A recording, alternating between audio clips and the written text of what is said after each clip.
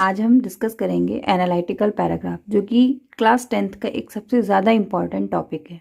तो सबसे पहले हम जानते हैं कि एनालिटिकल पैराग्राफ क्या होता है। What is an analytical paragraph?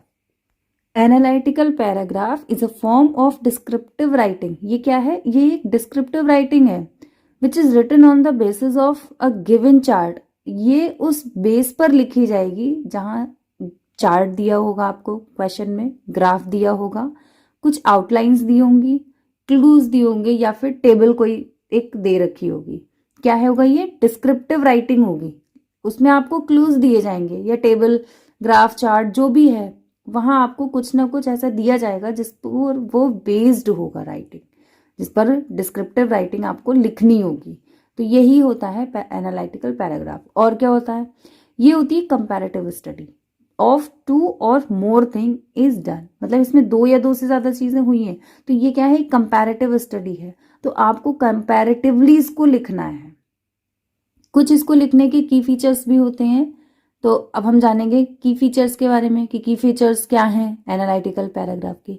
ये क्या करना है इसमें हमें कि describes the given chart, table, data, graph, clues या cues.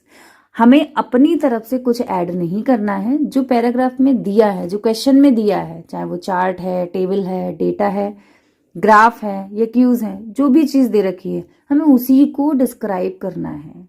Second, it should be brief. बहुत ज्यादा लेंथी नहीं होना चाहिए, ब्रीफ हो, short, but should describe the complete information, है ना। शॉर्ट हो, ब्रीफ हो, लेकिन पूरी जो इंफॉर्मेशन है उसकी वो कन्वे आपको करनी है। सिंपल होना चाहिए और एक्यूरेट लैंग्वेज उसकी होनी चाहिए। सिंपल और एक्यूरेट लैंग्वेज आपको यूज करनी है। बहुत ज्यादा मॉडिफिकेशन या बहुत ज्यादा स्टाइलिश लैंग्वेज की कोई इसमें जरूरत नहीं है। सिंपल और accurate language. Use the passive form of the verb. आपको इसमें वर्ब जो पैसिव फॉर्म है वो यूज करनी है। पैसिव फॉर्म कौन सी होती है? वर्ब की थर्ड फॉर्म। मतलब आपको सेंटेंसेस को कोशिश करनी है कि आप पैसिव फॉर्म में लिख सके।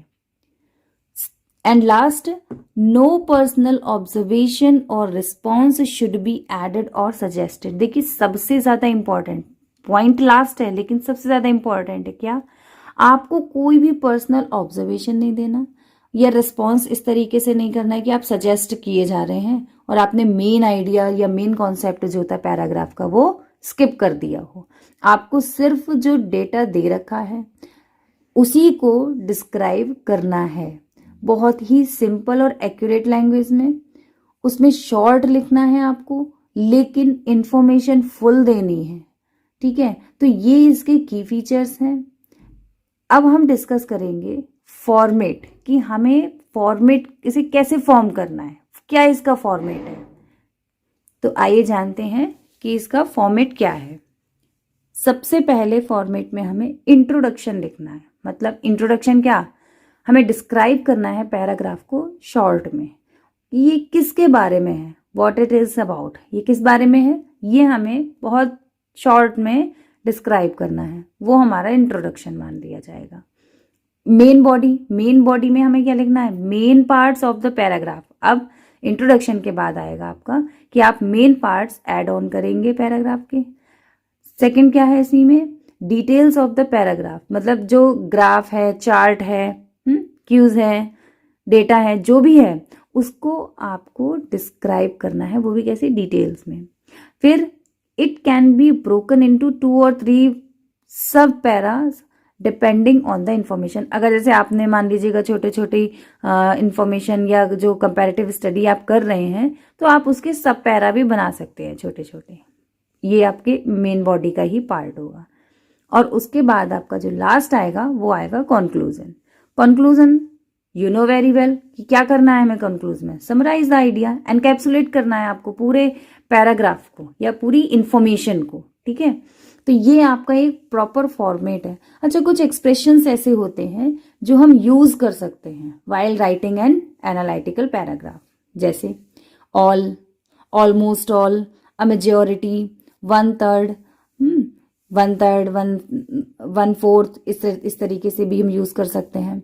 शार्प इंक्रीज या remain unchanged, hit a high of, as many as, some, almost no, fewer, an increase या फिर a decrease, lesser और than।